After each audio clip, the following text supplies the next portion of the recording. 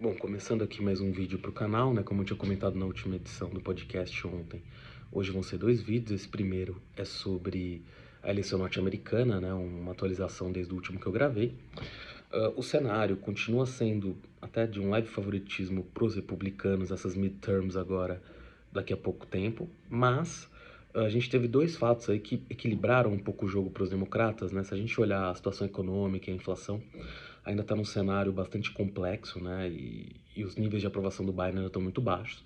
Mas a gente teve uma decisão do Poder Judiciário muito divulgada, né? Que eu até comentei aqui no outro vídeo, que é o do Roe vs. Wade, né? Que acabou ali limitando os direitos, na verdade não limitando, né? Mas possibilitando aos estados limitar mais ainda o direito ao aborto. Inclusive alguns estados ali, por exemplo, Oklahoma, né? Baniram totalmente o direito ao aborto.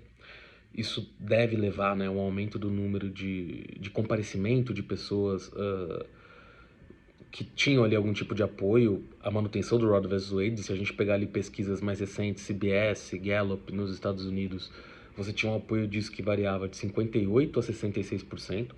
Então o apoio à manutenção, né, da decisão do Roe vs. Wade era muito alto. Isso não quer dizer que todo mundo também concordava em até quando um aborto poderia ser permitido ou não, se deve ser permitido em qualquer circunstâncias, mas a grande maioria da população era a favor da manutenção. Claro que esses números eram muito maiores entre independentes e democratas do que entre republicanos, mas mesmo entre republicanos existia ali um certo número que também era a favor da manutenção da decisão. Querendo ou não, isso acaba sendo um pouco linkado ao Partido Republicano, já que a grande maioria da corte atual foi indicada por presidentes republicanos. Então, assim, isso pode ser um fator até de comparecimento, lembrando que nos Estados Unidos não é obrigatória, né, o comparecimento às urnas. Então, isso pode levar a um número maior de democratas indo votar. E lembrando que, como a gente agora está tratando das midterms, é uma situação diferente, né, por exemplo, da eleição presidencial, que quando alguém ganha um estado leva todos os votos, né? Agora é uma eleição, digamos, como se fosse aqui no Brasil, para deputado federal e para senador. No caso de senador, para o estado inteiro, né, statewide, e não é para todos os senadores. Mas no caso dos deputados, é uma eleição distrital, ou seja, você tem um determinado bairro de uma cidade muito grande, ou bairros, ou regiões, em caso de cidades menores, né, que foram desenhados ali como distritos, no qual um candidato concorre contra o outro, uma eleição majoritária, mas que decide um cargo de deputado na Câmara dos Representantes nos Estados Unidos. Então, principalmente às vezes em assentos ali em locais que, apesar de às vezes serem um estado republicano ou um estado democrata mesmo, mas que por alguma questão geográfica podiam ser bem disputados entre os dois partidos, você tem uma possibilidade, a partir da decisão do Roe vs. Wade, de ter ali principalmente até por ter sido relativamente próxima da eleição, de você ter um maior comparecimento, né, de pessoas que eram contrárias à derrubada dessa decisão, o que pode acabar beneficiando os democratas. E na mesma medida você também tem uh, a questão das armas nos Estados Unidos, né? Foi até aprovado um pacote bilateral no Senado com apoio de alguns republicanos, com algumas medidas um pouquinho mais estritas sobre armas, né? Não, um pacote, uma lei na verdade, mas posso chamar de um pacote de medidas que tornaria um pouquinho mais difícil a compra de arma nos Estados Unidos, mas ainda um pacote para alguns muito tímido. Mas se você olhar as pesquisas sobre isso também, elas são levemente inconclusivas, uma vez que se você pegar a grande maioria da população, mais de 55%, né? Não a grande maioria, mas mais que a metade, na pesquisa Gallup nesse caso também, apoiam ali medidas para se limitar a venda se tornar um pouco mais difícil a venda de armas, mas também 72% são contrários a banir a venda total de armas. Então aí você vê que, querendo ou não, independente da filiação partidária, claro que entre os democratas isso é menor, né? Mais pessoas são contra a venda de qualquer tipo de arma, mas você tem aí sim uma maioria de mais de 2/3 a favor de algum tipo de arma poder ser comprada em determinadas circunstâncias nos Estados Unidos de toda forma. Mas, né, se a gente pegar aí recentemente, teve diversos ataques, né? Tudo bem que isso acontece nos Estados Unidos com alguma frequência, mas recentemente o número foi muito alto. Teve aquele caso famoso em Nova York, teve um caso na Califórnia, teve vários casos menores espalhados pelo país. Agora no 4 de julho teve esse caso que ficou muito divulgado também em Chicago. Teve o caso no Texas de uma escola de crianças também muito chocante, né? Então, assim, esse tipo de acontecimento tão grave assim, né? Assim como a questão do Roe vs. Wade, tem um impacto muito grande na sociedade e acaba gerando questionamentos, por mais que uma parte das pessoas ainda ali se posicionasse, né? Através de algum tipo de venda de arma, não necessariamente seja qualquer tipo de arma que eles querem que seja vendida. E, de forma geral, os republicanos são mais pró-armas, né? Então, acho que acaba tendo um cenário aí em que isso pode, novamente, por causa da taxa de comparecimento, ajudar os democratas. E tem outro fator aí também que tem que ser pesado, que é o seguinte, né? O Trump teve um impacto muito grande nas primárias republicanas, mas como eu disse aqui no vídeo anterior que eu falei sobre isso, talvez tenha sido menor do que alguns esperavam. Claro que ainda é um impacto gigantesco, mas ele variou, depende de localidade para localidade.